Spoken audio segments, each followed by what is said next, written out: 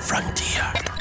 This is Football Daft with Stephen Purden, midfield dynamo and average actor, Chris Toll, target man, suspicious character, and Be the top end of Stevenson,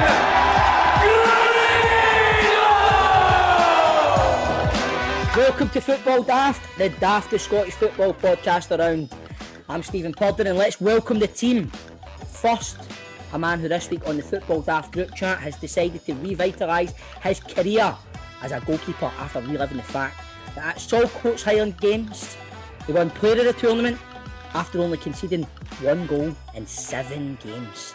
It's no Andy Gorham, it's no Andy Dibble, it's no Chris Woods, it's no Shaboni, it's no Stefan Kloss, it's no McGregor, it is Graham Stevely. What's happening, big man? What you said to it? I just had a wee bit of memories because you were asking me, because I always like to get a goalkeeper on the show. I loved the goalies. See, when I was young, obsessed with Andy Gorham, and and you might laugh, but I was a good goalie. Just when you read that back there, I won Player of the Tournament after only conceding one goal in 7 games. That is a fact. It was a Sunday morning, and the one goal that I let in was a penalty. So I won Houck's primary at that, and there'll be people for Houck's that will be listening going, God, I remember that day, I did do that. I was a good goalkeeper. I was a goalkeeper for Houck's, I was a goalkeeper at TAS, but where I shined predominantly was First Stevenson Boys Brigade. Now you might laugh at that and say BBs, fuck, why BBs? But see the BB league down here, it was bigger than any boys group. Any competitive? It was. We were a team, man. We had fucking all sorts of players. Mick Mullen in the team. We had. You probably know these boys, right? But I know Mick Mullen. Do you? Well, do you know what? He actually scored. He was the youngest ever goal scorer for Ayr United. Aye. There you go. Got a bad injury. I know from you did, Ken, didn't you? Because he went to ICW for a while, didn't he? Aye, he was a player. He was a player. Got a bad injury. I work with a guy that knows Mick as well and played with Chris Folds. And he says that Mick's one of the best players that he ever played with, ever. So that's my biggest regret is doing these charity games and no going in goals. I probably That's what I was going to say, mate. You could because remember Gorham only played the first half, did you know? Mm-hmm. I know. You could have in goals. I know. I do regret it now, but and even Stephanie, because me and Stephanie sometimes we got the apartment, she has balls into me, and I get the gloves on and all that, and she's always telling me I'm all good. So hey, just for the listeners out there, right? I know you're all thinking he goes out playing football, he misses and gets flung in goals and she rattles the balls into him. But I've seen some videos that Grado sent. She's 10 times the player Grado is. Outfield player. She played for Rangers. Exactly. She's very good. And Grado, I could believe he was a good goalie, man. I just love it. The best women's footballer since James Rodriguez. If rumours are to be, I just love the image of Grado and Stephanie coming out for a kickabout. That is good. We'll see John London. There was nothing else today, and it was good for exercise. Stephanie's like that, right? Grado, you get in the kitchen, get that silver side fucking basted, whatever, get it in the oven, get the dinner sorted, and then we'll go for a kickabout and you can get in goals now fast. It's Grado, get in there, get the meat in the oven, I'm going out the back today, keep you ups. Exactly. Listen, you're right, she did play for Rangers, and I know this sounds pathetic because she's my girlfriend, but when we did got the part and she did hit the balls, she did tell me I was good. You're a good goalkeeper. No, I believe you. Hey. You know, back in the day, I had the gloves, I had the she was just trying to get a goal. She was trying to get a goal. Yes, she was trying to get a goal. Now, also, lower the tone, Chrissa. Come on. Lower the tone. And now we'll give him his introduction that he deserves. Yeah, bang on. The season that keeps on giving for Christopher Toll as we welcome him to the show. And thanks to Rick Bobby on Twitter, we have now discovered that not only his team is shite this season, but we've discovered that he doesn't tip delivery drivers. Toll, that is pathetic. I'm going to tell you something right now. Right, Rick Bobby, the views of Rick Bobby, not us. We've just been told. Yes, Rick Bobby left the food at the door and was in his car to get away, right, and shouts out the window, "Do you do that podcast with Grado and that?" I says, aye. He went, class, and drove away. He didn't give me a chance to give him a fucking tip. No. All we can do, me and Grado and John, all we can do is take both sides, right? So it's, at the moment, it's Rick Bobby's word against Chris Toll. So Rick Bobby, if you're listening, you're saying he doesn't tip, but Chris Toll is defending himself and saying you didn't give him a chance to tip. So we need to get to the bottom of this at some point. I'm going to stick up for Toll. you want to know why I know who it was? Because obviously I don't know who Rick Bobby is. He's the only delivery driver that's came here recently that hasn't got a tip. And that's the reason why. So there you go, Rick you know Bobby. what? I actually believe you. I don't see you being a non-tipper. No chance, mate. That doesn't do you. Do you want to know why? I like to tip delivery drivers because I used to go out and deliver Chineses with my mate Davey. And see, it's a hard job. It's a hard job. Yeah, I thought you were going to say because you had a pub and that. I thought you were going to say you had a takeaway shop when you were younger. So what did you do to help it? I just hung about with him while he was driving a bit. Hung about with him. I bet. Nicola was years ago. Nicola was a fucking home help when she was at uni. Nice to just hang about with her on the motor and all while she was going like, fucking cleaning old guys' arses and all that. And I'd just be sitting in the motor smoking about 20 Marlboro. Did you get in at the end? Did you get like a horn for a chicken buzz or anything like that? No, mate. I'll know. Right, this an exclusive. I used to dip their chips all the time. See, I can imagine you doing that. That's fucking dirty. Aye. That's not right. Just a wee chip. Just the one. No.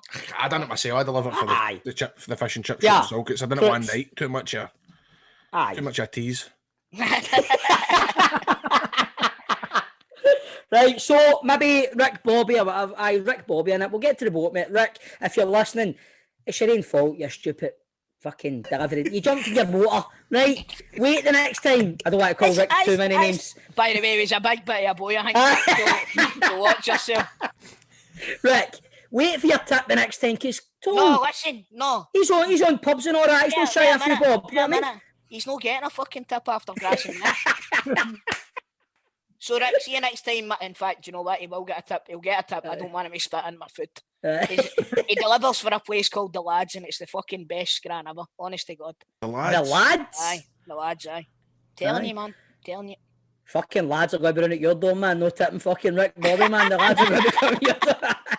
Right, Scottish football troops, as we are recording on a Thursday afternoon, it is breaking news that Scott Brown is joining Aberdeen at the end of the season and accompanying Stephen Glass as his assistant, by the sounds of it.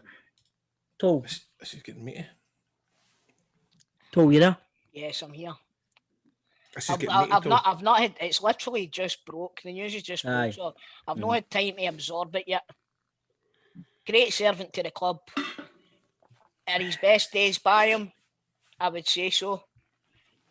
His first venture into management or assistant, being a coach kind of thing. It's a good club to go to. You know what I mean? So, fuck it. All the best to him. It is like we were saying, fair, man. It's like, right, Stephen Gerrard's the manager of Rangers.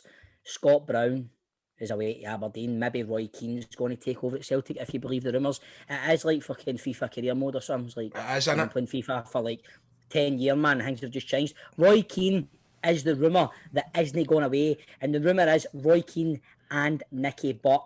Toll, what's your thoughts on that? You keen on Butt?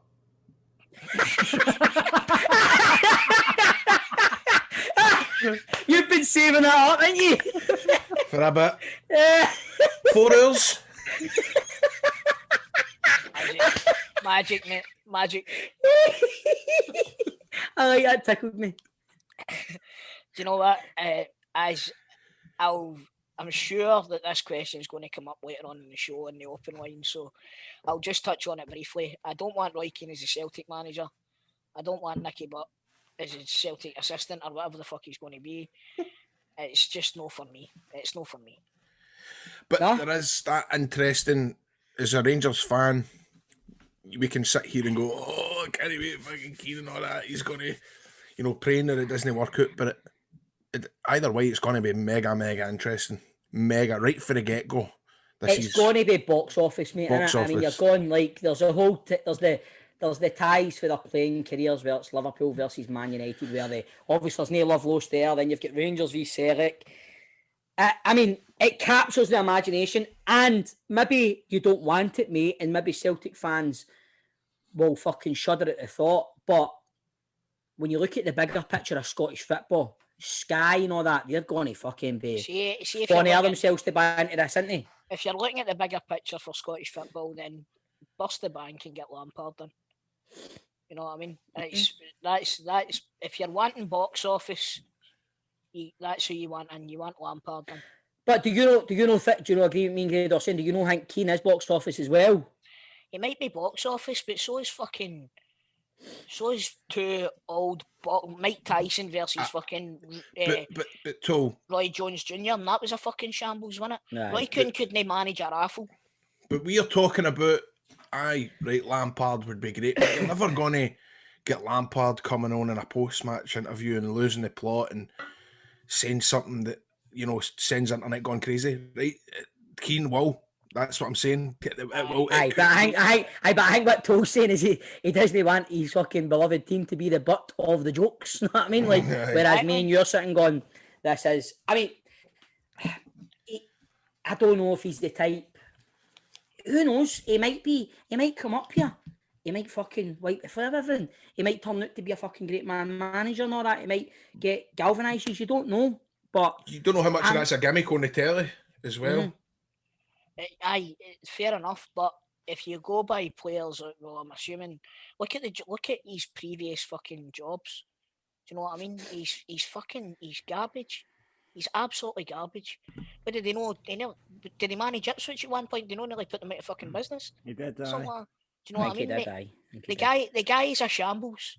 He's got absolutely. Bring him on. Bring him up. Come on, Roy. Come on up, Roy. I'd be happy. See if it was. Like something like taking a wee bit of a speculative gamble on somebody that hadn't actually had a job yet, right? And had, you know, like they were talking about Maresca and stuff like that, right?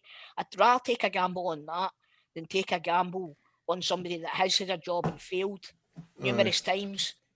You know what I mean? See, put it this way, right? See if it was yous and yous were in my position, would yous want Roy Keane as the Celtic manager? 100% yes. Fuck you, Stevie.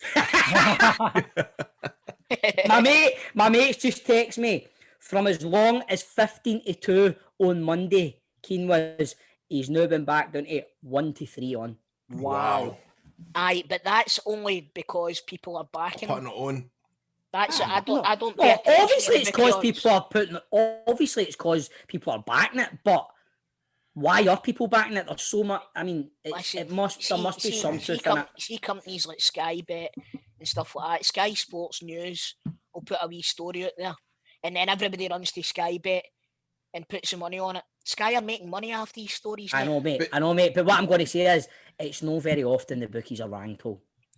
Well, no, I don't know because it's not very often. Listen to me, right? Earlier in the season, rumours go about. You were supposedly interested in Jack Wilshere. He was fucking 61 on. That's true. For Rangers, right? Zlatan Ibrahimovic at one point was 41 on to sign for Celtic because rumours go about. See if there's a rumour going about, folk jump on it and they go in and try and get the money. It's true. Right? It's true. It's true. Aye, I get Can that. I also make a point as well, too? I reckon, and I know you're not comfortable with Keane getting the job right, but I see in the next couple of months he comes up here and he has a press conference and he says something to appeal you, and it'll just like that. He's going to be the man. Do you know what? And he will be. I guarantee it. What I will say, they're going to win a league. Grado, what I will say is, see whoever gets the job, they'll get my full backing. They'll get a chance to begin with. You know what I mean? But I just feel that Roy Keane is in the exact same mould as Neil Lennon, and look where that got us. So he's not the right sort of person to manage a team of footballers in the modern game.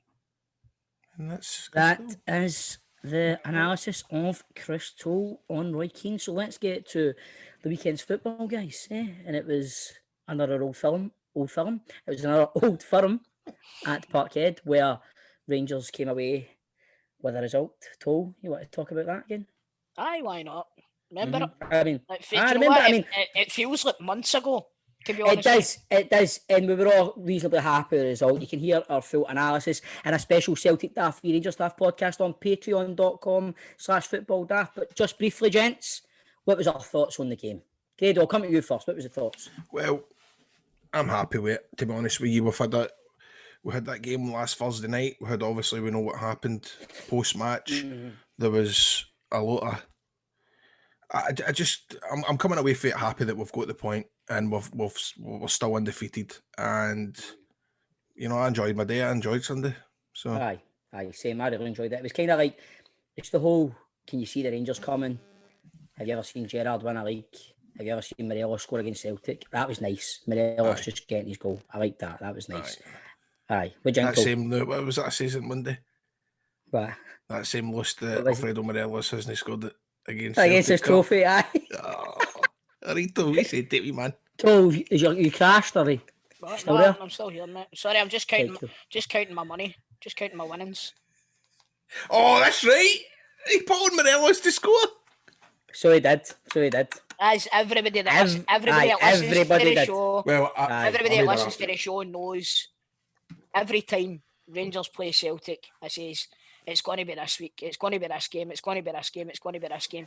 And this is the first time that I've bet him and he fucking scored a goal. So fair play to him. But I never bet him to score the first goal or the last goal, and I never bet Rangers to win. I was confident that we were going to do it last week. And do you know what? We were the better team. And it was encouraging. It was a wee bit more encouraging, that's all I'll say. Chelsea were the better team. I would say they were the better team, probably. I mean, it was a bit of I don't know. Non-event. Weird one. It was a bit. It was a bit of a damp squib, wasn't it? To be honest. With you. Aye. Oh, I mean, it was a weird one. It was. Did you feel weird, Gado, would win the league and down there? Kind of didn't feel any pressure, really. Do you know what I mean? I know there was pressure. However, when it was 85th, 86th minute, you're thinking, right, man, we could maybe score here. However, when the final whistle went, I was just kind of relieved that we never got beat. And was. I thought as the game went on, man, I thought the last 15, 20 minutes, I thought we were going to win this. I thought the way we were playing, we were going to win it. I feel like Celtic had kind of ran out of ideas a wee bit.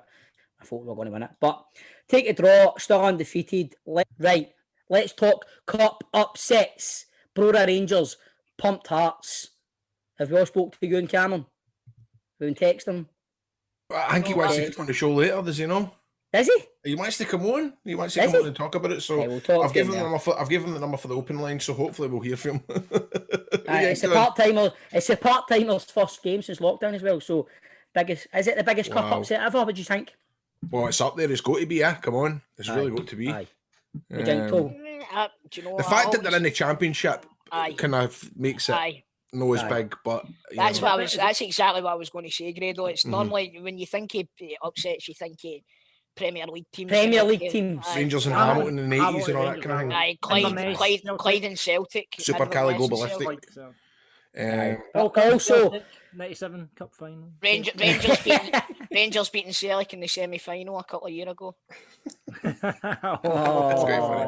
Nice one. That's cute. That was cute. But also I mentioned too the mighty Burns, who beat Ricky Little's Arbroath, and they've now set up a game against Celtic. What happened to Ricky Little, man? Did he shite the bed, Fredo? I don't think he was even. I don't think he was playing Tuesday night. Was he? Play? Was he skipper captain? I mean, I know he's a captain, but hold on.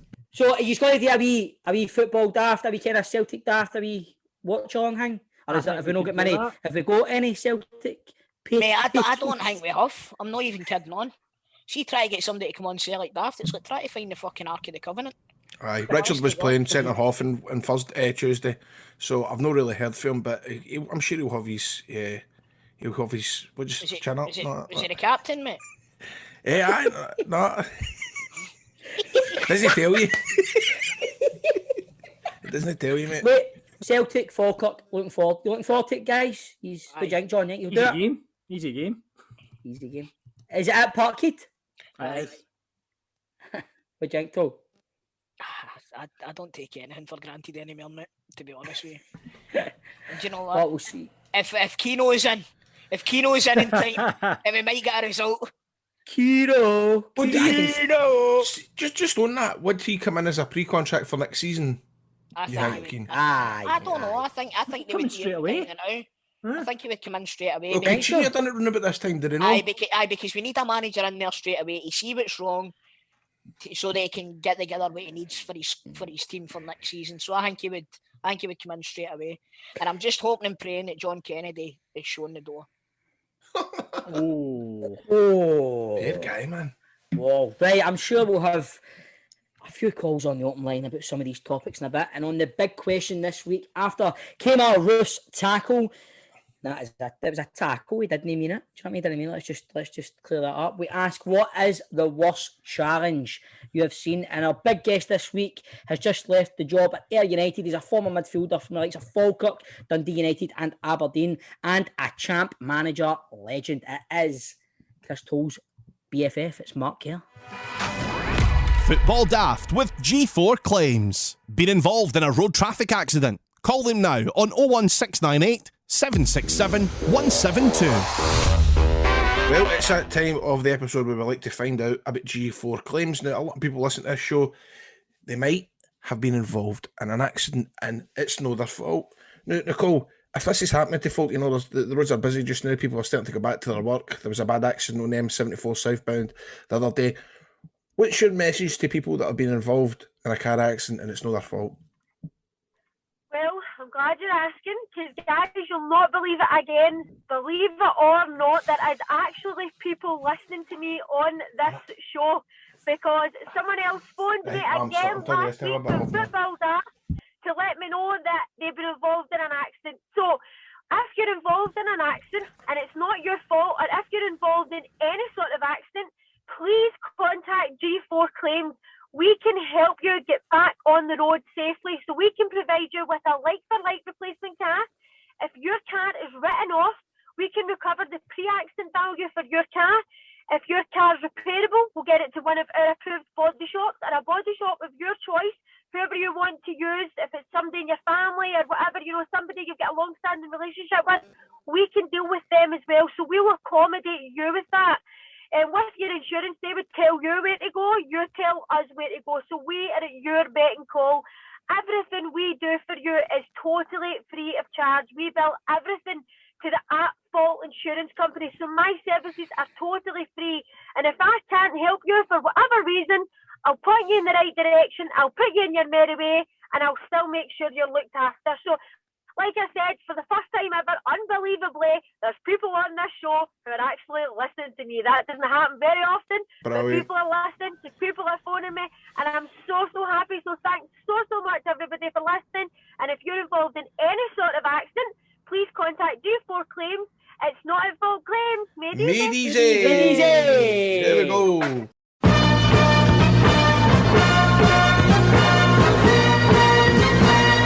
Time for the open line on Football Daft. It is the open line where anything goes. How will Stephen Glass do at Aberdeen? Should David Turnbull be in the Scotland squad? And why does Chris Toll not tip delivery drivers? Some of the points up for discussion in the company of our pundits, Stephen Keevins, Graham Guidi and Chris Delahunt. Let's go to the first caller, boys. And it is, got a caller coming on. It's a Rangers supporter from Falkirk. It's Ewen Cameron from Falkirk. He's a Rangers supporter. Ewen, you're on the line. Would you like to make a point to the panel? Right, mate. How you doing, Ewen? I think you lot just piss off. Thanks for coming on, mate. Wait a minute. There's no need for that. Sorry if you got a point to make. You phoned in. Aye, what's your point? Who's it for, Ewen? So if I've been invited onto Football Daft this week because Hearts have had the most humiliating result in their history, and I'm only here as a punching bag for you three idiots to take the piss out of me, then I'm not hanging about. But if you want to have a professional, serious conversation about the situation at Hearts, I'm more than happy to spend as much time as possible. But if you're here to rip the piss, I ain't fucking playing your game. Where do we start? The fallout, Brora Rangers, humiliating Hearts, who have got Robbie Nielsen, they've brought in some names, flying in the championship a few weeks ago, according to you, going to run away with it, on fire. No, you want Nielsen out. Where do we start, Ewan? We're always going to win the championship, Stephen. Right. I would put you in charge. I would put you in charge of Hearts. I would put Grado in charge of Hearts. Possibly not Toll, but John McInally I'd put in charge of Hearts. Any one of us, apart from Toll, could lead Hearts to the championship. Well, see, the thing is, you and see if I was in charge of Hearts, they wouldn't have been relegated, you fucking dafty. No, mate, you still hurting after? Mate, you still hurting after missing in 10 in a row? Are you? I don't know. Well, listen, see, at the end of the day, mate, Hearts done their typical one. They heard the name Rangers and they fucking bottled it as usual. Well, but like Celtic all season. He's gone for his juice. He's gone for his juice. He's gone for the juice. You've made me get the juice, you scumbag. Right. Should Robbie Nielsen remain in charge after that? No. Robbie Nielsen was the wrong choice to begin with. He was always going to get us at the Championship. And that's the point. And I've made this point all season, is that Hearts have got a great squad for the Championship. And they were going to roll over everybody in that league. And it's proved to be the case. Even though we've been awful, no one else has come anywhere close to getting anywhere near Hearts to challenge us for the title. We're going to get the Championship. It's not a Championship squad, though. That is a Premiership squad that you've got. No, Gary Mackay, Stephen, Halliday, Halliday. I would get shot at Halliday yesterday. Oh, right. Not he for has me. said that. Ewan said that all season. To be fair, he has. Yeah, Naismith for me, his best days are gone. Liam Boyce is not the player that he was when he was at Inverness. Jamie Walker. Jamie Walker again failed at Wigan. He played knee football for a couple of years down in Wigan. Is John Colquhoun still getting a game? Rousset, man, Jules Rousset, how's he getting on? I feel our age quit coming. But Derek, do you know what Derek? What I meant to say was... I don't want Derek McInnes as the next Hearts manager. I think he's going to end up there. I think he's going to end up there. And I know you don't like him. A serial failure, a man who bottles the big time, who bottles the big teams like Rangers. He bottled that. And look where he's now. He sat way in the garden, twiddling his thumbs. Who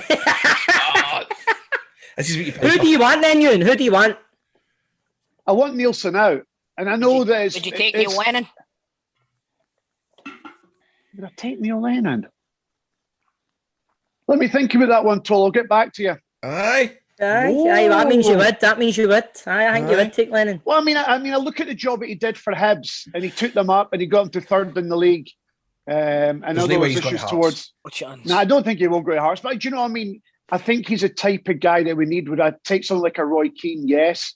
Neil Lennon, possibly. Was that not the By the way, BBC I'd love documentary? you to take Roy Keane, mate. I would love you to take Roy Keane. I think it's time for Craig Levine to come back, man. Aye, man, me too. Craig Levine. Laughing at? What about John? What about Ewan? What about John Robertson? He's not working just now. Would you take him? Nah, I wouldn't take Robbo either. I think he's had his chance and that's gone. I think we need someone, maybe like a Roy Keane character would be great in that dressing room, because at the moment, our dressing room is an absolute joke. And Robbie Nielsen's got a plan A, but he doesn't have a plan B. The setup is awful. There's something fundamentally wrong at Hearts. Now, a lot of people are saying, well, it might be Anne Budge. Look at her appointments over the years, your Cathros, your Levines, your Stendals, your Nielsen. She's not had a great track record when it's come to appointing managers. So it might be a fundamental problem from behind the scenes as well. I'm not saying that Budge should go because she saved the club along with the fans, obviously. But I think that we need a brand new, what am I trying to say? We need a new, fresh approach to the football club. Managing sport, what do you call it? A fucking football, director of football. Aye. Nah. Christoph Berra's still getting a game for us and he's awful. Halliday, Jamie Walker, Liam Boyce, Stephen Naismith. Are all of these players, are they trading on past glories, mate? Do you think? Do you know what they're they are. And they're also there to pick up their last pay packet before their pension. There's quite a few of them. So I think it just needs a complete clear out and start again for the Premiership next season. Now, I don't think that Hearts will get relegated next year, but I do think we're at the moment looking at a bottom six club. And I'm being truthful with that. I really do. Unless we get a new manager in.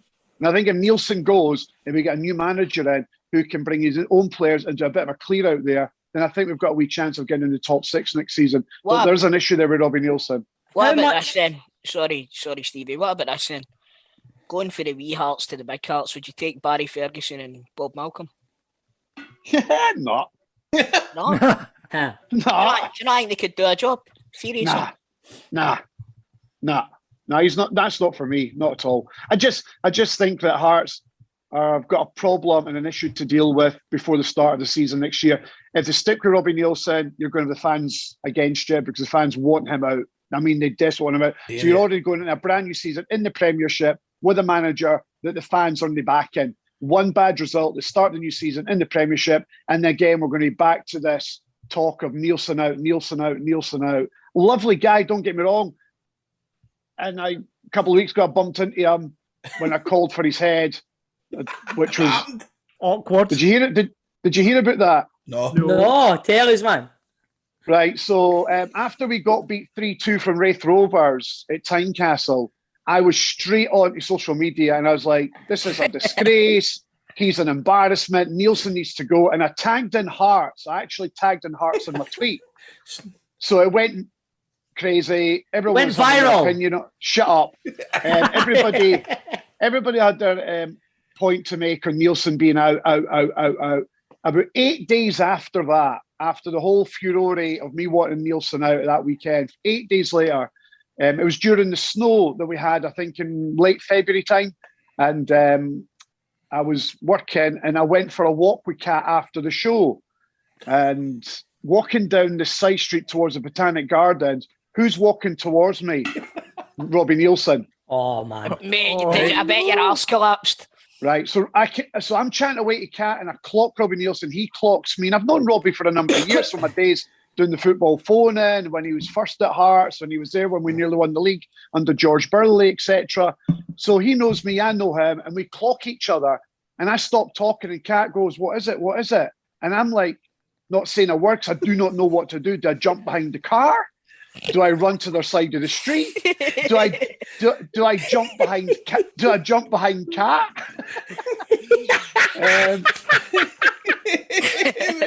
Right, I genuinely am shitting myself, right? Because only 8 days earlier I've called for his head. So we're walking, and I slow down to say, and I'm sitting in my head, everything's going in my head. I'm going, do I stop and say hello? Do I engage in a conversation with him? And then Kat's going to me, what is it? What is it? I goes, that's fucking Robbie Nielsen. And she went, no way. She started laughing. That was brilliant. Come over here, Robbie. Come over here. So we walk past, we get to him, and he's like at my shoulder, and I'm at his shoulders. We're walking past this narrow street. And I just went, all right, Robbie. And he kind of paused, looked at me up and down and went, all right, Ewan. And then walked on by. Right? That's horrible. But do you know what? As soon as he walked past me, I turned around and just kept watching him in case he jumped me from behind.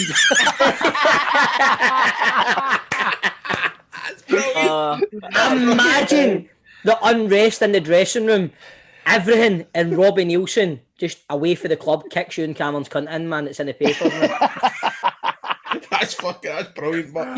You'd be tagging Hearts and Please Scotland in a tweet, man. He kicked my cunt in. Stevie, that would have went viral. Cat, he's kicking my cunt in. I was just standing there pissing herself laughing.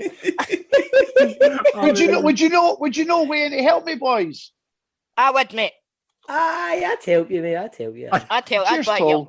I'd be used to you, but I'd try. He's a lovely man. He's a lovely guy. He's a great guy, honestly. Was it the casino went one night to about 4 a.m? Were you? Mm-hmm. Were you? Years ago. Aye. What were you playing? Oh, fuck knows. I was just watching. I was just kind of standing there. But he was lovely. He was a lovely man. He'd watched me wrestle, so I was kind of, well, how you doing, Robbie? He'd watched you wrestle, I'm saying it was to 4 a.m. It was probably at 10:30 at night for 15 minutes, but... Yeah, he watched you wrestle, so you returned the favour and watched him play blackjack. rather that than watch him managing a football team.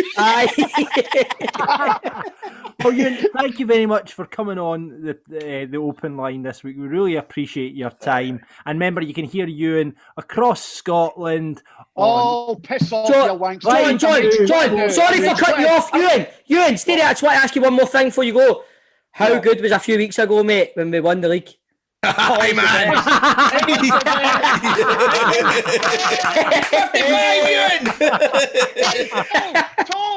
Tall. What? Get it right, fucking up, you.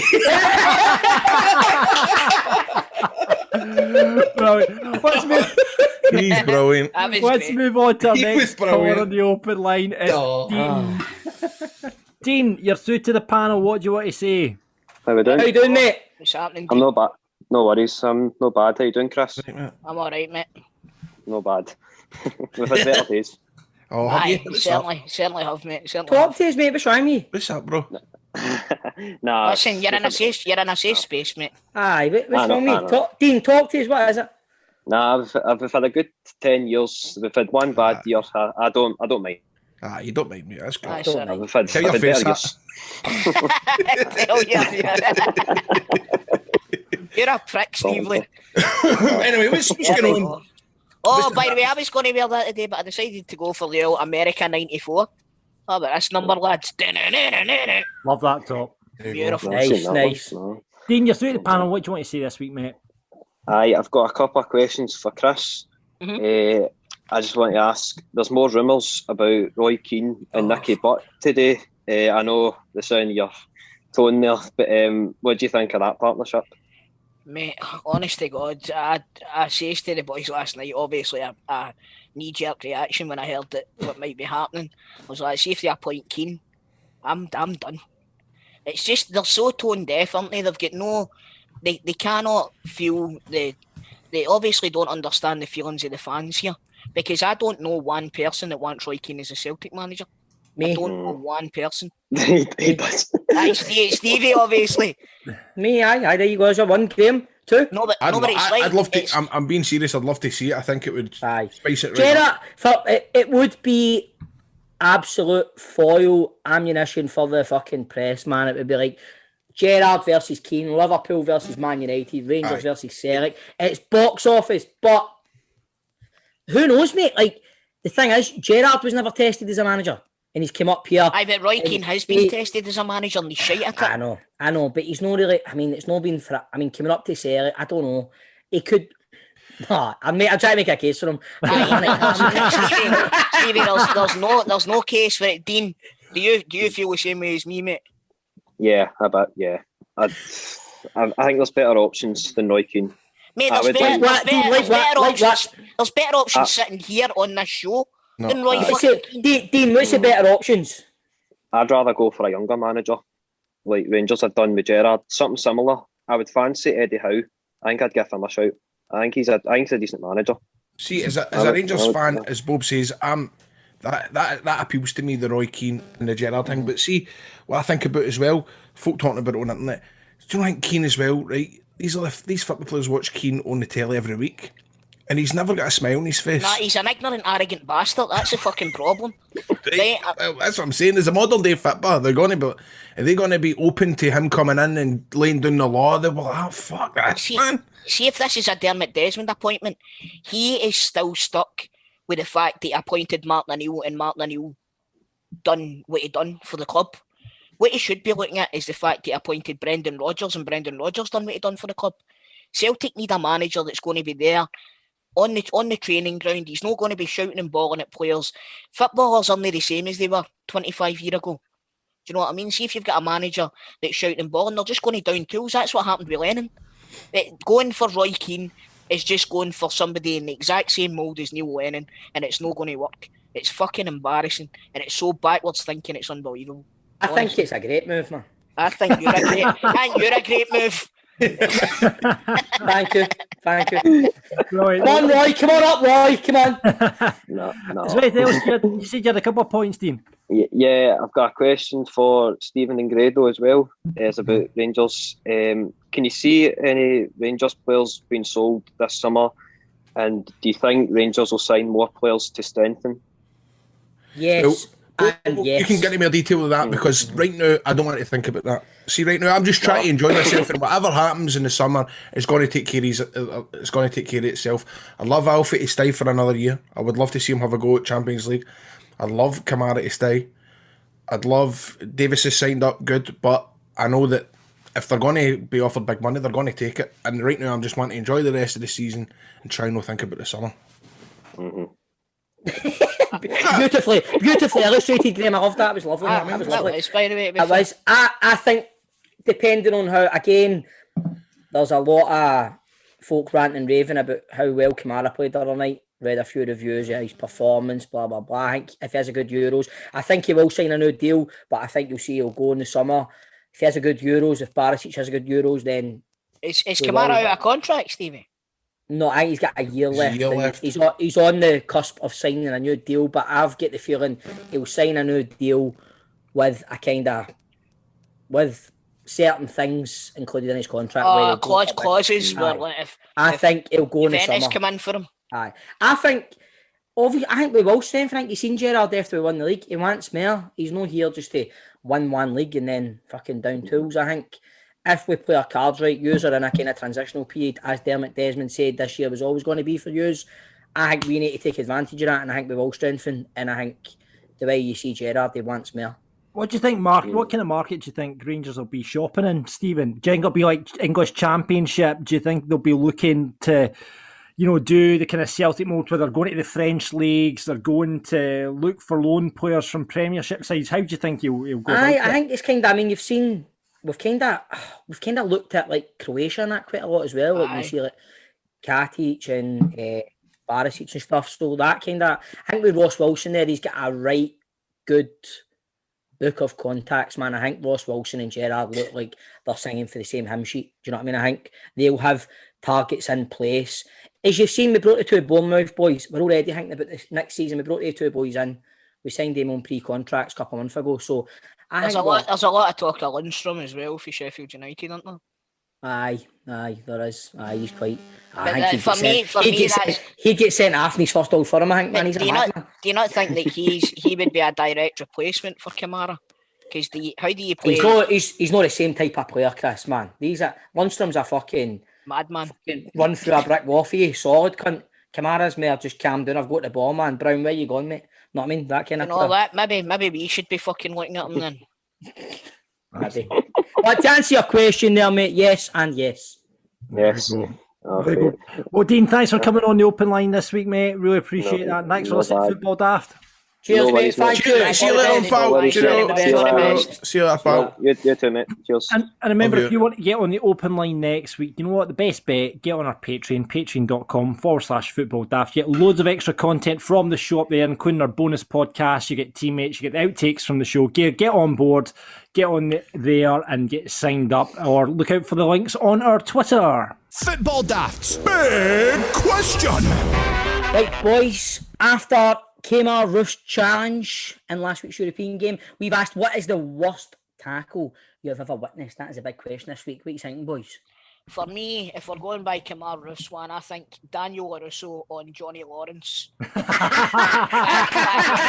in the day was a really bad tackle. Hey, at least fucking Johnny did eventually get up for it, but Daniel did admit a few years later that it was an illegal kick. It was an illegal kick. Aye, it was. Look, for me, the worst one. I don't know what you're on about. Fucking Karate Kid. Cobra Kai. I'm googling it. Kedo, man, see if you watch that back and all you done your wee laugh as if you didn't know what we're talking about to begin with. No, you did this. Look, you did this. I know, because I'm going all right. We should have kept that one going. LaRusso played for Milan, Grado. I'm taking Johnny Lawrence tackle. What the fuck's that? Anyway, I'll tell you about mine then. I just saw one the other day. Boy get 9 months for it. 9-month ban. I think it was in Hong Kong. I think it's Hong Kong. Hong Kong. I think it was Hong Kong. Hong Kong. Well, if I look at it, it says HCMC versus HNFC, and there's a lot of kind of, I don't know. I think it could be wrong. However, it's a really, really bad tackle, and the fella doesn't mean it. He goes in, breaks the guy's ankle, and he immediately checks to see if he's all right.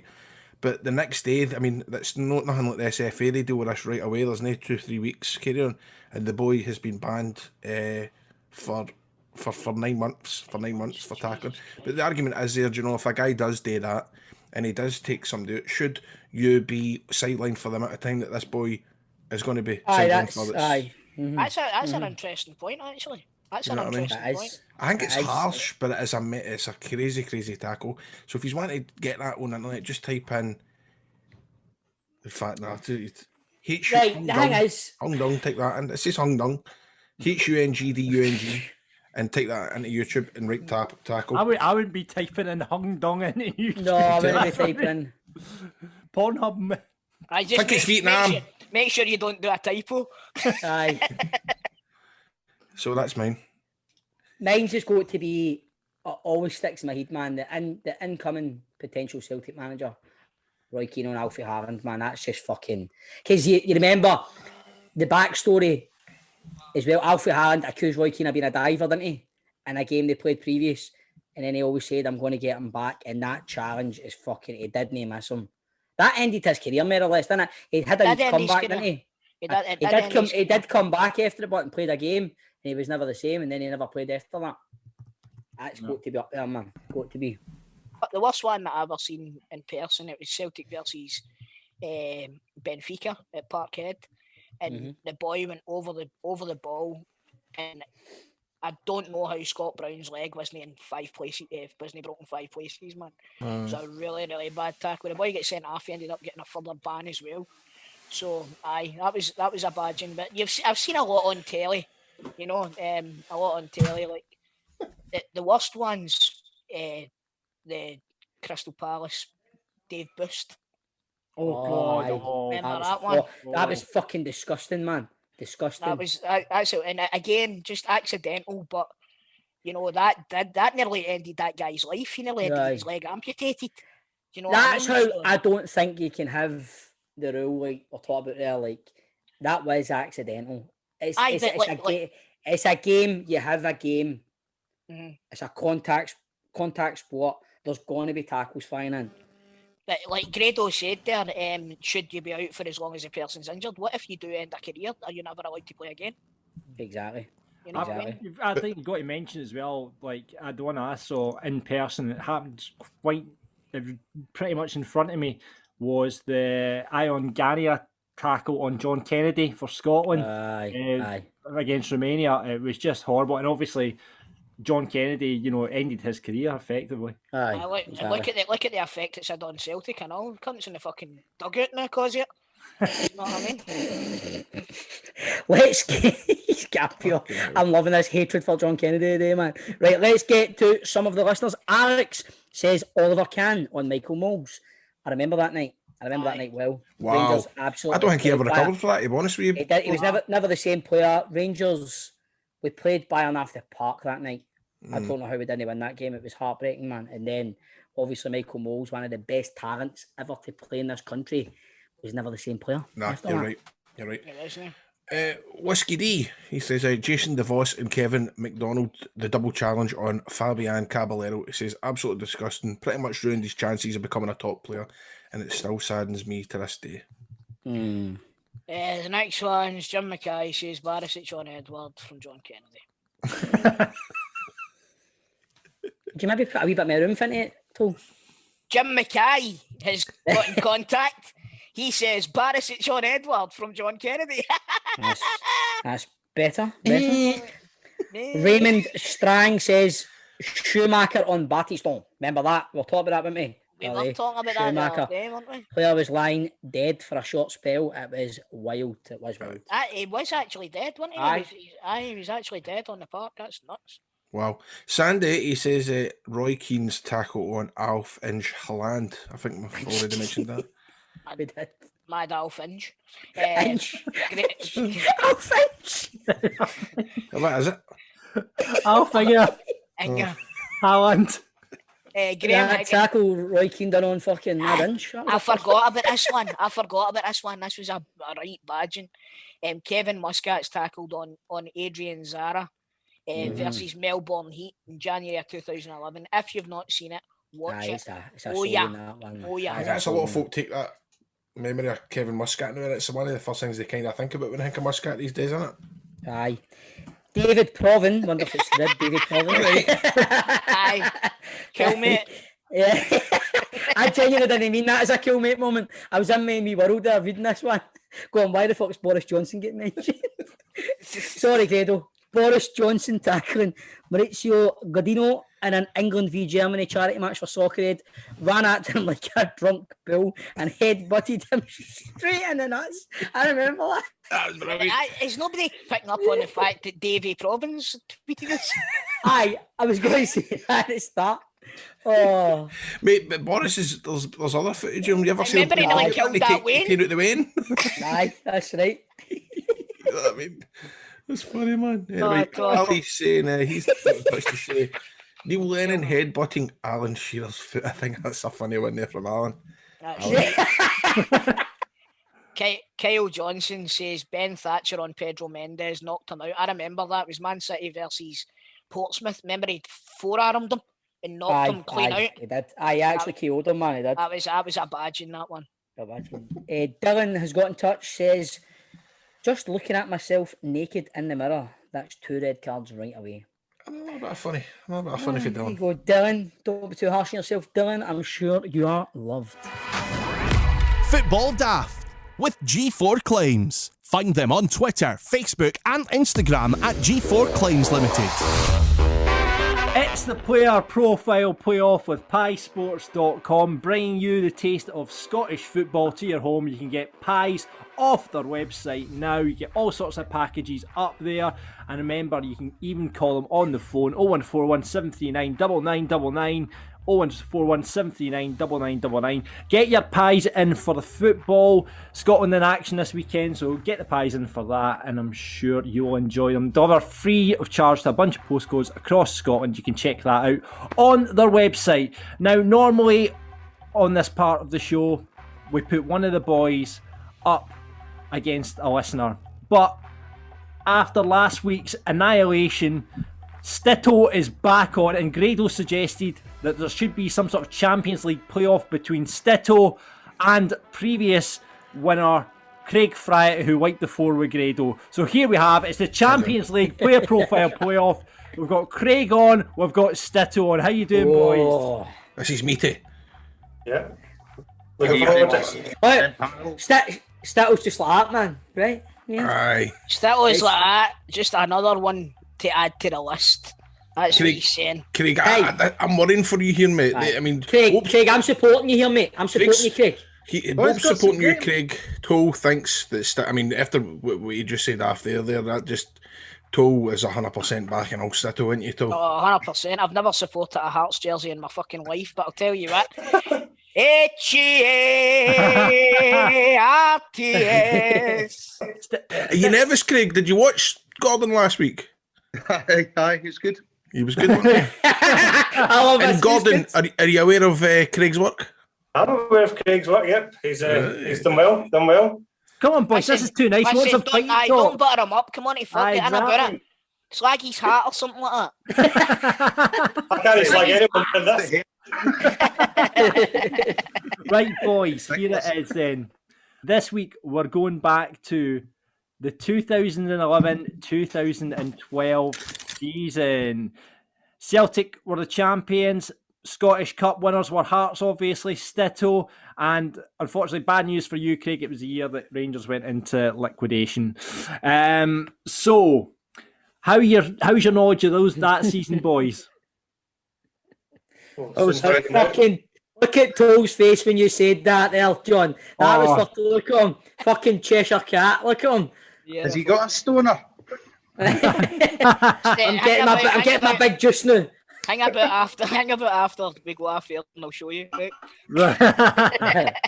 Right, boys, so you know how the game works. I'm going to read out a player from that season. If you know the answer, you buzz in, you give your answer. If you do buzz in, you forfeit your chance.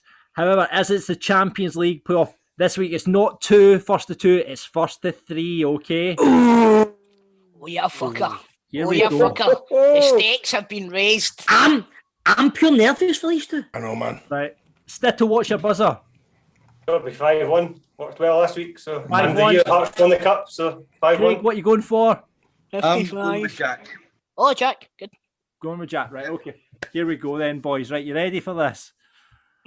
Grado, you're the referee. Right. Okay. Let's get it on. Right. Ready, here we go. First player. This striker re-signed for Hibs for his second spell in this season after having 5-1. 5-1, Stitto. Gary O'Connor. 1-0, Stitto. Oh my God. Oh, okay. Right, come on, Craig. Let's get into the I think John sends him the questions before he comes on, by the way. Right, here we go. Second player. This player signed up for a second loan spell at Rangers in this season from Arsenal. Jack. Craig. Kyle Bartley. 1-1. Oh, Yes, Craig, come on. Right. Okay, here we go. Third player out. This midfielder rejoined Motherwell from Norwich after becoming a free agent in November of this season. Craig. Stephen Hughes. 2-1, Craig.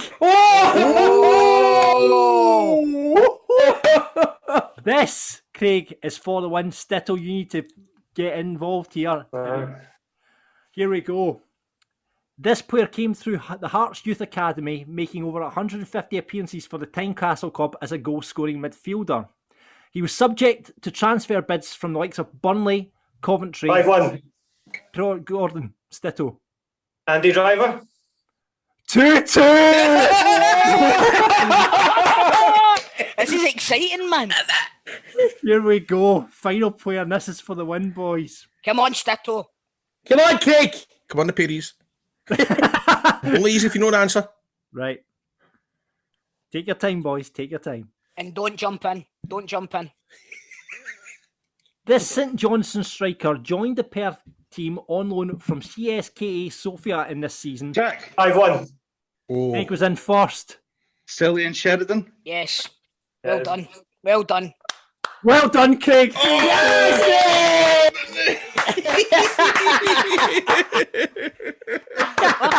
hell, man. Well done, Craig, man.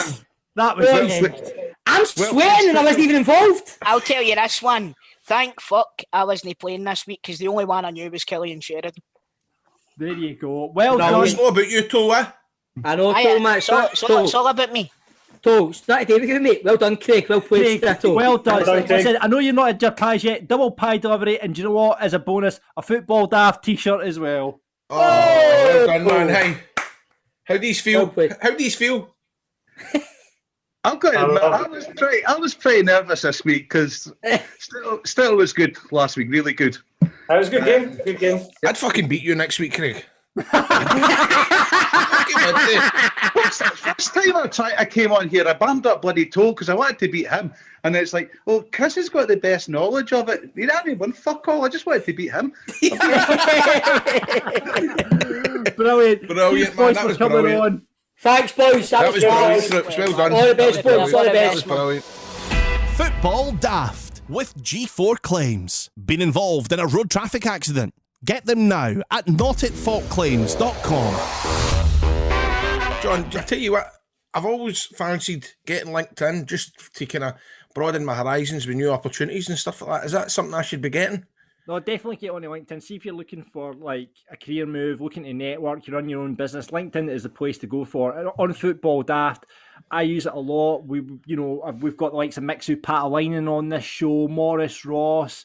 We've got a lot of guests through LinkedIn because it's a great place to network, especially when you're running a football podcast. And 2021 is looking up because we're going to get out of this lockdown, which is going to be new opportunities to grow with your business. Whether you're shifting your business hours or hiring more remote employees, the one thing that remains unchanged is the importance of having the right people on your team. Obviously, we've got a brilliant team on Football Daft, But if, however, we wanted to get rid of Chris Toll, and we're ready to make the next hire, right? We're ready to get someone else on board, right? LinkedIn Jobs can help us, and we can match role with qualified candidates so we can find the right person quickly, And to lend a helping hand, with the offer we've got, you can get your job post up there for free, right? Wow. So if we go to the LinkedIn Jobs platform, we could put up Football Daft, presenter wanted. We'll find the right person via LinkedIn. It's an active community for professionals with more than 30 million members. It's easy to get started on it, and there's new features there that can help you find qualified candidates quickly. So if we went in LinkedIn and we're looking for a new presenter, we say, must know about Scottish football. Right. Well, told, isn't he? But it's probably not a qualification for this podcast, to be fair. We could post a job with targeted screening questions, and you'll be able to get your role, get qualified candidates up front really easily. You can manage your job posts and contact candidates from a single view on LinkedIn.com. As the functions are pretty streamlined. It's really easy to use. So it's all in like one simple screen, so you can see it. It's really easy to use. And you can do it all from your mobile as well.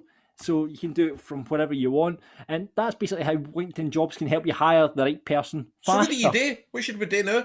Well, when you're ready to make that next hire, maybe we could look at moving on and getting somebody else in, We can find the right person with LinkedIn jobs, and you now post a job up there for free. Just visit linkedin.com/daft. That's LinkedIn, and if you don't know how to spell LinkedIn, it's linkedin.com/daft. And you can post a job for free. However, terms and conditions do apply. Football Daft with G4 Claims. Been involved in a road traffic accident? Call them now on 01698 767 172. Now let's welcome to Football Daft a man who played in midfield for the likes of Falkirk, Dundee United and Aberdeen before becoming manager at Ayr United. He's of course a champ man legend. He is Mark Kerr. Welcome to the show, Mark. Mark, welcome. And before we start, I just want to say I've never seen John. Well, I have seen him this happy when Lee Miller was on and John Hughes, and you're up there, mate. It's the most giddy we've seen him, innit, boys? Yes, it's cute, man. Do you know what it's like? You know what it's like? Remember when you were at school and you fancied somebody? Aye. That's what it's like, innit? No, but see, in all honesty, Mark, see when you lay out the Falkirk, when you lay out your Falkirk club in my lifetime, you're definitely in that midfield. Look him, going to town, man. It's as if he's about to start greeting. This is amazing. John, man, I appreciate that, mate. That's brilliant. Yeah. Brilliant. Right. Mark, me, Grado and Chris are just going to go and we'll come back at the end of the interview, right? We'll just leave you with John now, right? At least 20 minutes. John, stop recording. We'll give you 20 minutes. Hey, Grado, do you want to ask your customary question? Aye, mate. So was you a fan of the football when you were growing up, mate? That's his new one, mate. Ask everybody that now. Fan of the football? Did you like it, mate, when you were growing up? Did you follow the football? Aye, mate, that was me, really. I was Cope Bridge, so we just fired out the front of the flats I stayed in. That was us out there. But I was in, probably, I used to go to Celtic games when I didn't get into going to games until I was about 12 or 13. But then I would go to other games as well, do you know what I mean? Like round about. Just go to sometimes the Rovers games and that. So I wasn't massive on getting to go to games and all that. It was more just playing the street and then sticking in, really. But obviously along the way, you kind of don't take it that serious maybe for a short period. But most of the time, my dad was amazing for us. He kept us into it and that, and really, really. Sometimes it was hard on you, but brilliant. He looked after us a lot with that kind of stuff. Mate, talking about obviously what just happened, unfortunately at Ayr, how did you find your first managerial experience? How was it going for a player playing for so many clubs and stuff and then get into management? How did you find it? I loved it. I loved the boys. I mean, there was brilliant boys there, and last year we finished in the top four, which was we were meant to kind of carry on and do because we got off to a good start being McCall that season. So a brilliant experience, but we get cut short and never got to play the playoffs, and I think that would have been a good experience for me to learn from. And then this year has been an absolute disaster, to be honest. Boys getting changed in the terrace, and I've not managed in a dressing room this season. Boys don't get their breakfast, lunch, get nothing really. You're just basically in, shouting the boys off the terrace and setting up a session and going. So try to build a team spirit. Last year was fine. This year I only had 4 players, so I built a full new squad. That's why it's hard to take, because I know it's a right good strong squad that was getting built there. And the boy, I still think they've got a chance of getting the playoffs. And Hoppy will do well there. But it was great. There was a lot of good stuff. But this year has been hard. It has been hard for the way I know football. Do you think that's been a major impact on it, Mark? The fact that you've not had that dressing room atmosphere, the boys have not been able to really interact and stuff like that, get to know each other. You know what I mean? So do you think that's been had a big impact on the fact that maybe you didn't get as much out of them as you could have if you were in a normal managing environment? Aye, definitely. But everybody was in the same boat. For me, it was probably just timing. The new owner came in and we were sitting 4th or 5th the full season. In 2 weeks, we dropped to 9th, but because we had 2 games in hand. And the form wasn't great on that run, but that's the form of the championship, but it's magnified with the 27-game season. So as soon as you're down there, the panic starts. And social media and all that kind of stuff plays its part. And it is just down to timing. It was down to timing, and I'm no bitter about it at all. It's one of these things. David Smith's come in, new owner, brilliant guy. and I've no hard feelings. I'll still speak to David, and I'll obviously over my career or just in general, but I've no hard feelings towards MD. I think these things happen. I do think it was quite quick. We're only 15 games into a season, but exactly, aye. It's only a 27-game season. We were 4 points off playoffs, sitting in 9th position, which sounds mental, but it's just everyone's been impacted with the short season, etc. You know what I mean? See, you're talking about, obviously, you never really got long, and it was a bit, unprecedented timing, should I say. But see, with the time that you did have with the players, you've played with loads of clubs, you've played with loads of great managers. Was there any particular manager where you thought, I'm going to kind of base how I manage on this guy? Was there anybody you took for? I think I bet you most. There was probably in my career, probably 3 or 4 that didn't quite go well, and they were in and out the club quite quickly. But Ian McCall, I didn't change anything for him with the team spirit and stuff like that. Fair, if I'm working my way back. He was brilliant the way he motivated boys and stuff. I'm a different character for the Gary. The gaffer was nuts at times, but brilliant to work under. A good man manager. And then Houston at Falkirk Houston didn't do much coaching anymore, but I knew him as a coach, so I like to be Houston could talk to you, but didn't need to be in your face all the time on the training ground. So there's been a lot.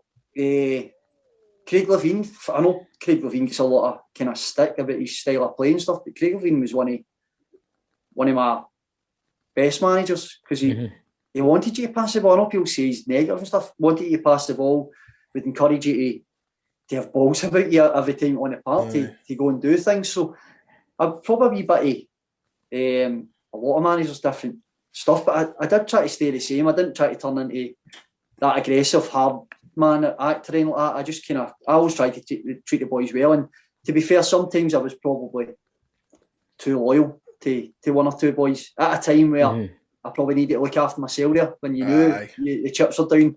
And probably my last 3 or 4 weeks, I probably needed to just go. The thing was for me to go back in the team. It was crying out for a bit of experience in the middle, just to help the boys in certain games. And players were coming in and saying that to me and asking me that. Really? Oh, honestly, because I was talking to the boys and they weren't doing anybody else in. They just, it was experienced person. I think we just need that wee bit of experience in the middle. And I maybe should have just went, you know what, I will go on. And I never done it, but I didn't think that was right because I believed in the boys that were there. But it was a wee bit of that. Maybe I did stay loyal to certain players at certain times. But the boys hadn't done much wrong. Do you know what I mean? They hadn't done much wrong. It was just the situation we were in. But as a manager, I just stayed kind of true to myself. I didn't change much as a person, Basically, you come through at Falkirk and there was loads of players in that dressing room that were club legends, like John said earlier on. Who was it that put their arm around you and kind of took you under their wing? What one of them was it that you would say, he was kind of like my mentor kind of thing? Kerr McAllister was obviously probably Falkirk's biggest legend, and Crunchy and Scott Crabbe are brilliant to me. 2 guys that even got off their new contract. I think I left school at 16. I played my first game and my first year I was only 17. But the 2 of them totally looked after me. They would give you a wee bit at times, but you could just tell they wanted you to do well. So I think they done my first deal for me at Falkirk. I think the guys actually advised me on. I didn't ask for anything. Obviously, you just get your. I think I was £140 or some YTS, and you got I think it was at £250. My first contract was a week, but they done all that and says, "I'll get a wee appearance in there, Mark." And Alec Totten, the gaffer, was brilliant that way. But they guys, they 100% looked out for me for day one. And to be honest, I still speak to Crunchy. He's a brilliant guy. But there was Falkirk's amazing club. See me were at Brockville, John will know that. But the guys that were in that dressing room were amazing for younger boys coming through. Just proper good guys. Took you out in all the Christmas nights out. They involved you in everything, even though you were a young boy. And on the part, they were willing to help you. They weren't just fighting to keep their own place in the team. Mark, was that 2002? I mean, you played in some great sides with Aberdeen, Dundee United, but as a Falkirk supporter, that 2002-2003 side under Ian McCall, when you had Yogi in there, had Kevin James, you had Owen Coyle, Lee, Stuart Taylor, I mean, Davy Nichols. I mean, that was the season we beat, obviously, Hearts 4-0 in the Scottish Cup as well. I mean, was that one of the best sides you played in? Because certainly as a supporter watching that side, it's probably the best Falkirk side I've ever seen. They were a brilliant. That was a brilliant team. As I say, you only think football because it's a short career, but you only kind of think short term. So I'm thinking my team, they went to playoff cup final. With like Will Volts and Jackson Lee and all that again. What an amazing group, really tight group of boys.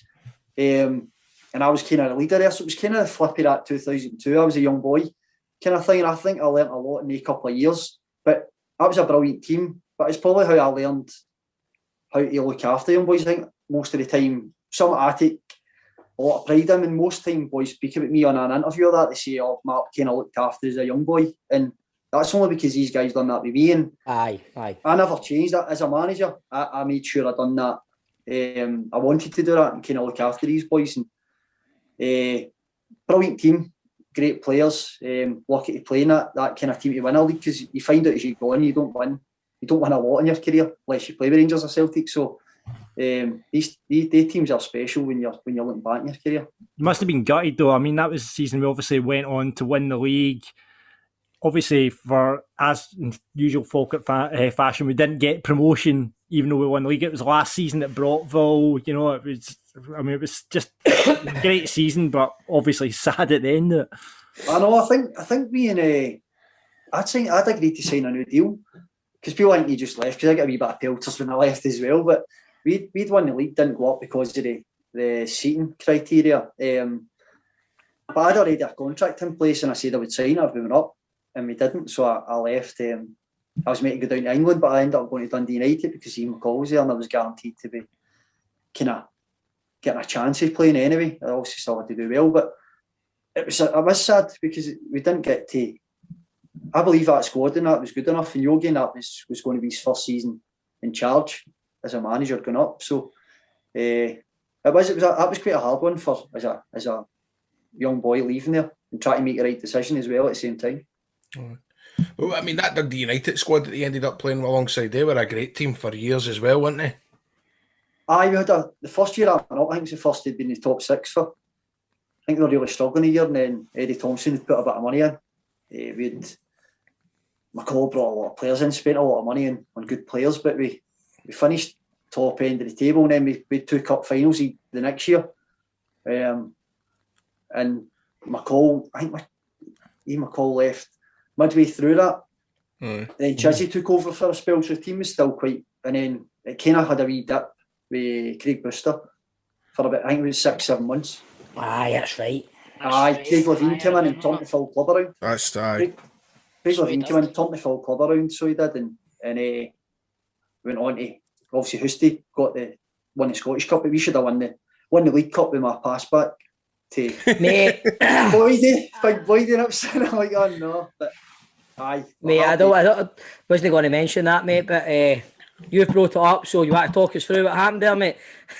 To be honest, I was right up against Barry Ferguson. He's tapping the background there. But he's class player, you know what I mean? Brilliant. I think we get through against Hibs 2-1. The round of 4, and that's the best game I've ever been involved in. Then the cup final came, and we were brilliant that day. We were excellent. We won. We won 1-0. I remember Quella pulled Big Christian back. He should have been 2-0 because we should have got the penalty. But I don't know. I was no, genuinely, I was strolling about that game, like getting loads of the ball, and I actually didn't mean to pass it back to the keeper. I went to pass it back to Big Lee Wilkie, and as that time Streaky's just squeezing the line up, so it goes by Streaky and Boydie's read it to the goalie, but it was never for the goalie that. And the hardest bit for me is Eddie Thompson hadn't won a cup. I'm glad that obviously he did the Scottish Cup after that, but that's the biggest thing. I always regret that. And Dundee United fans have not got the best relationship with him now because of it. But really? Seriously? Dundee United fans really held that. And then obviously I go to Aberdeen from them, which is a wee bit of a rivalry. But it does hurt you things with I got on it. I just got on it. You're a young boy, you just got on it. Mate, the thing is, man, it's not like you've meant to do that. So how can the fans hold It's that fucking Lee against Wilkie's fault.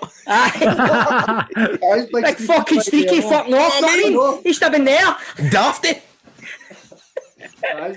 Then I'm sitting, boys are greeting after the game and all that because we've lost, and I'm like, fucking hell, this is me that's caused this. Aye, but you know what, Mark? Mark, you got your own back. You ended up scoring the winner against them. Am I right?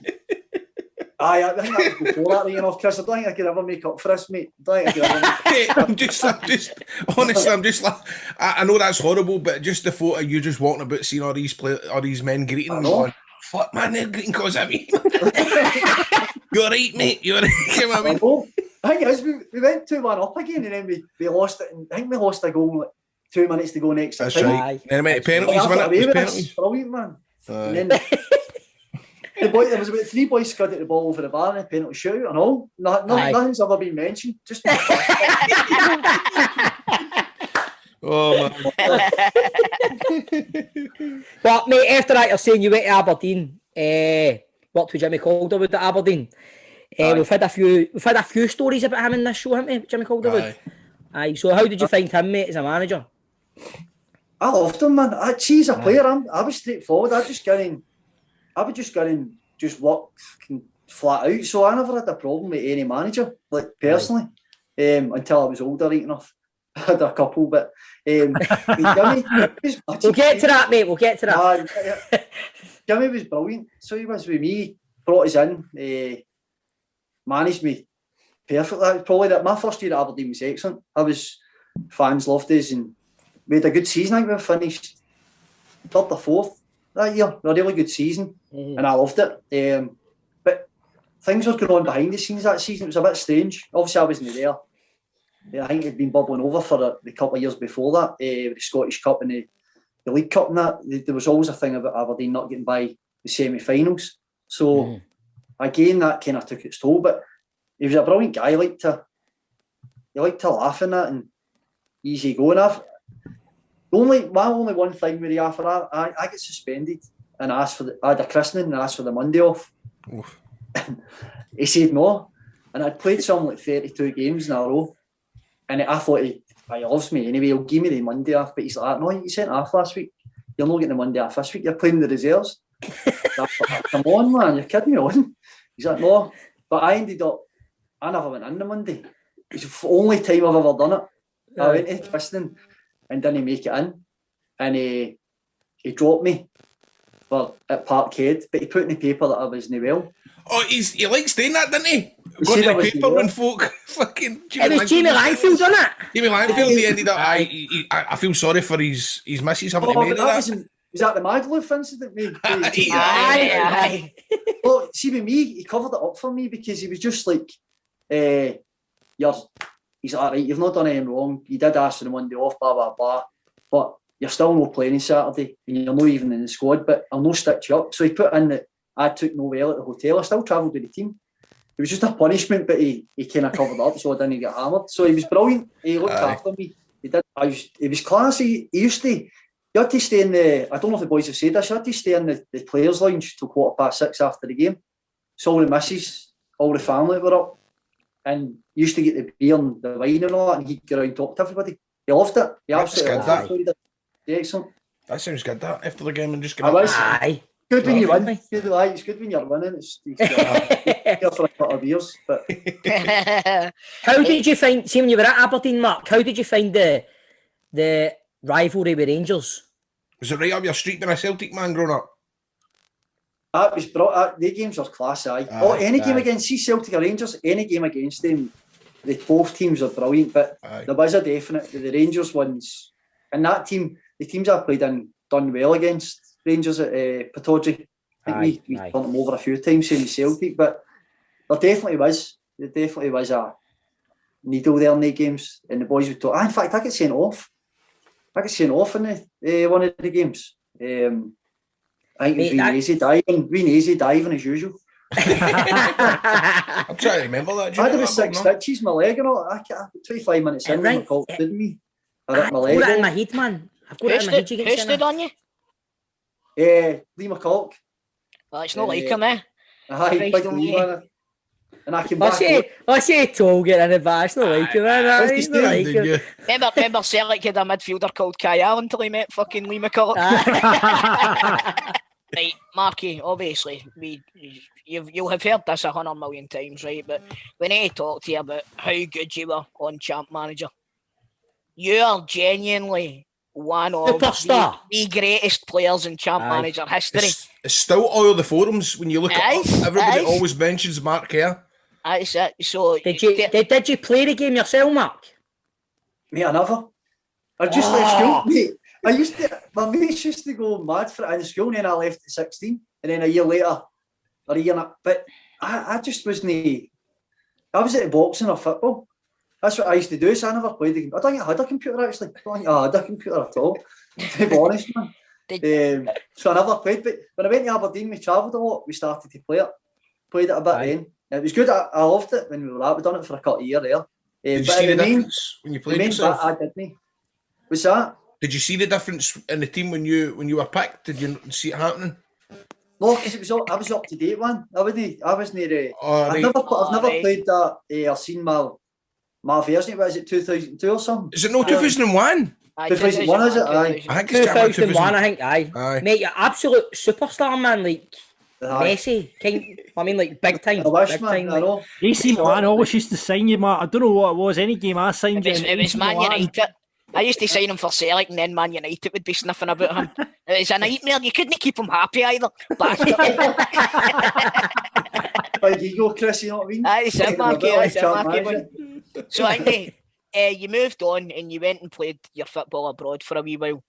Now, I remember hearing some stories about what happened so that you could finally get the permission for Pat to move overseas.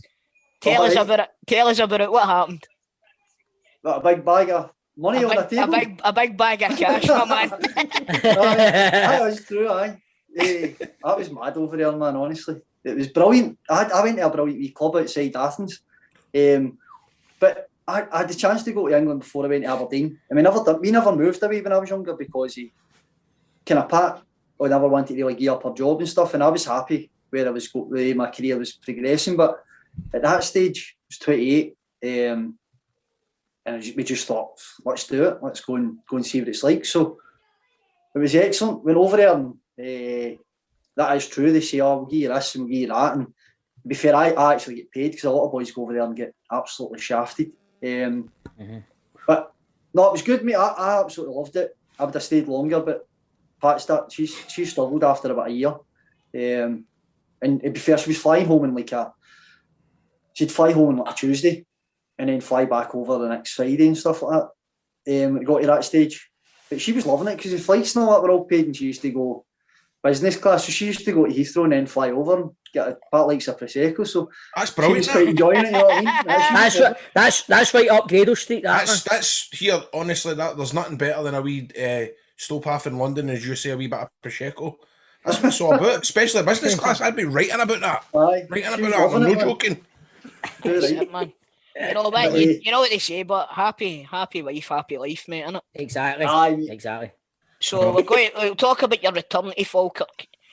Right, now John has been on at me since I says, do you know what, I'm going to try and get Marky on the show. He says, brilliant, because I want to know what happened with Paul Hartley. We kind of alluded to it a wee bit. He didn't give away too much, but there was... we sitting on the fence, man. No. I'll give you full bro. Did you bat him?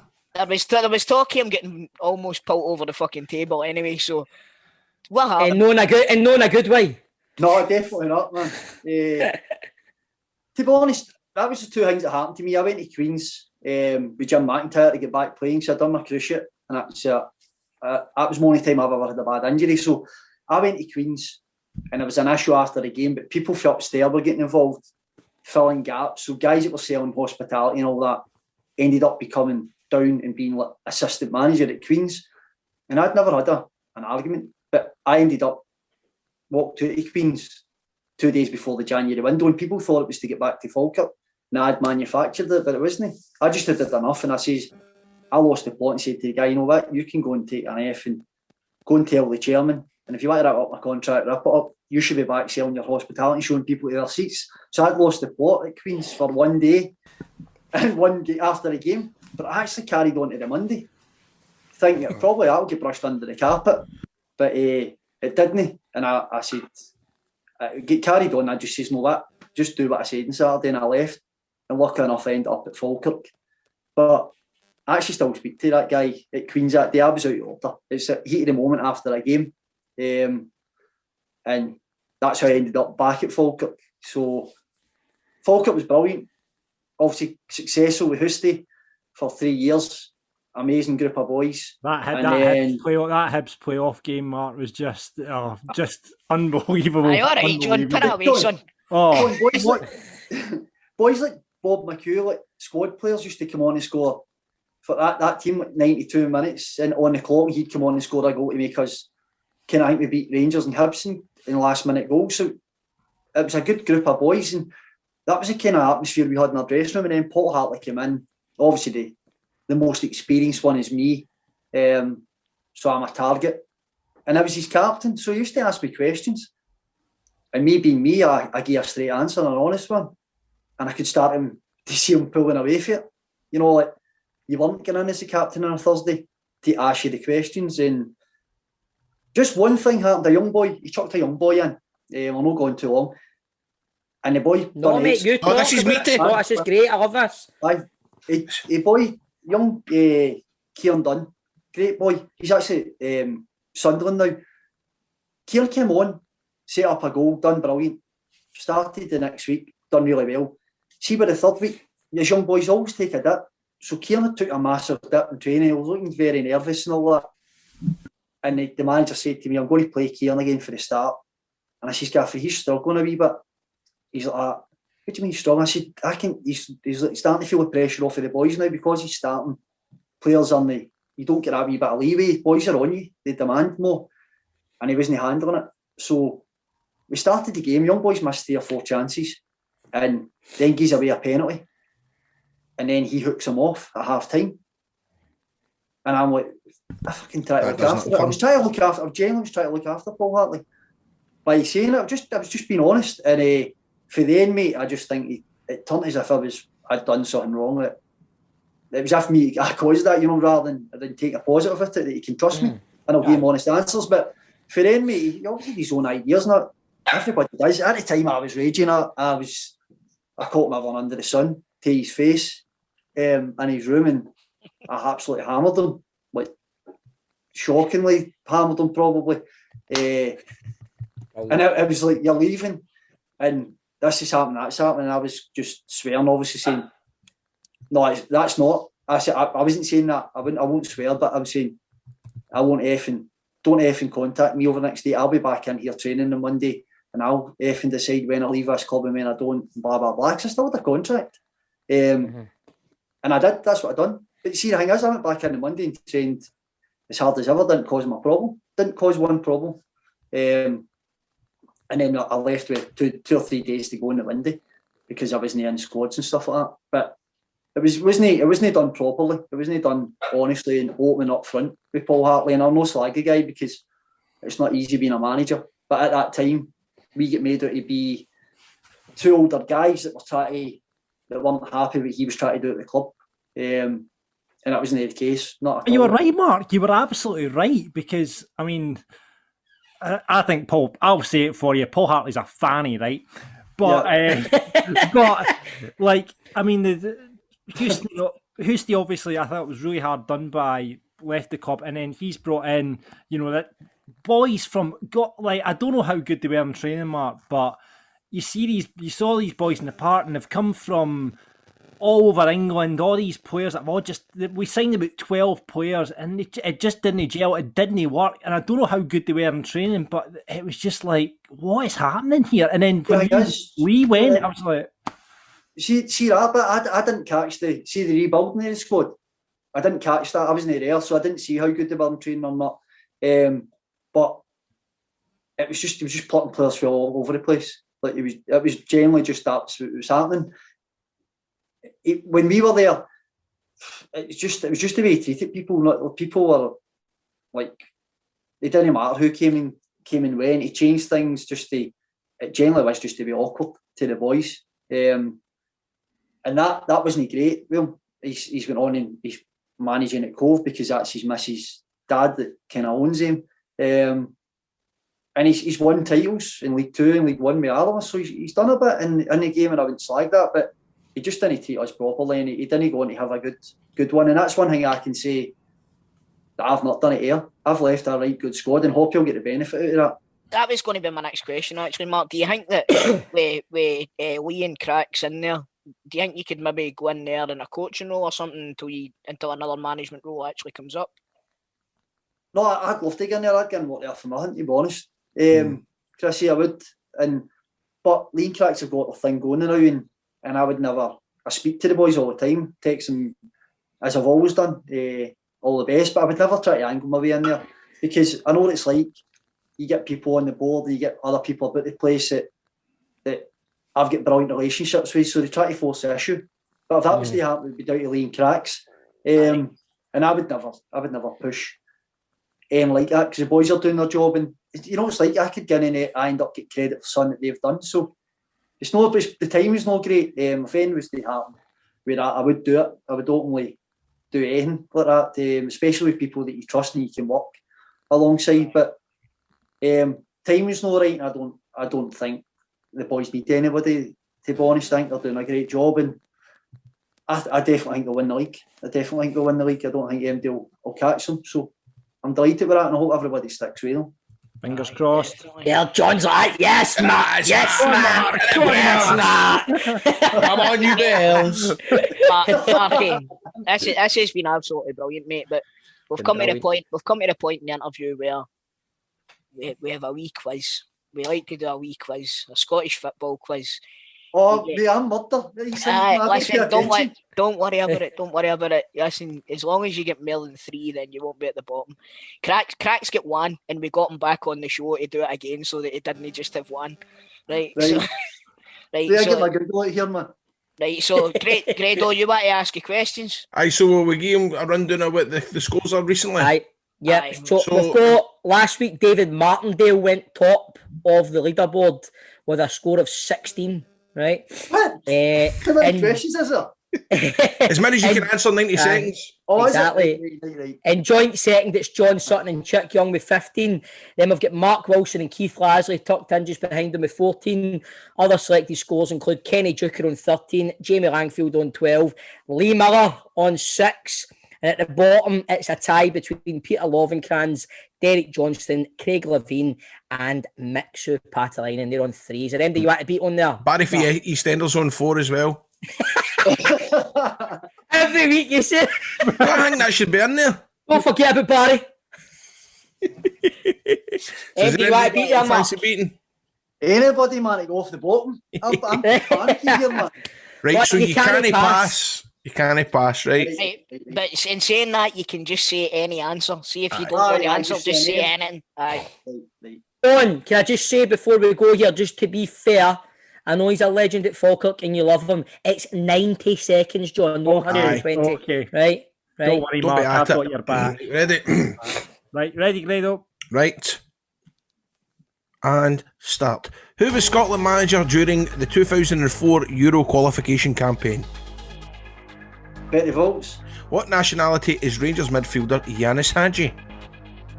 Romanian. Which side did Celtic sign Ryan Christie from? Inverness. In what year did you make your debut at Falkirk? 99. The Dandies is a nickname for which SPFL team? Aberdeen. Chris Erskine, Stephen Saunders and Paul Payton all play for which Lowland League side? East Kilbride. Which midfielder pulled out of the Scotland squad this week? Scott Bride. How many goals did you score for Dundee United? 4. Name one of Brora Rangers' scorers against Hearts. Mark Kerr. Jobby is the nickname of what League One manager?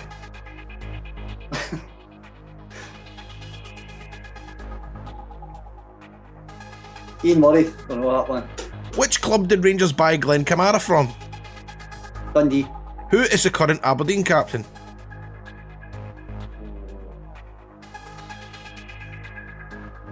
Ferguson. What is Asterias Tripolis home ground called? Oh, I don't know that man. Jesus, man. Somerset Park. Which Japan-based tournament did Scotland win in 2006? Time. That's solid, John. Let him answer it. Don't know, Carrying Cup or something like that. Bag. You sure you don't want to crack at answering that Asteras Tripolis home ground answer? How do you pronounce it? Why are you fucking putting that in, John? For a legend. That's who he played for them. Mark, He played for them. Come on, try to say it, but try to say it.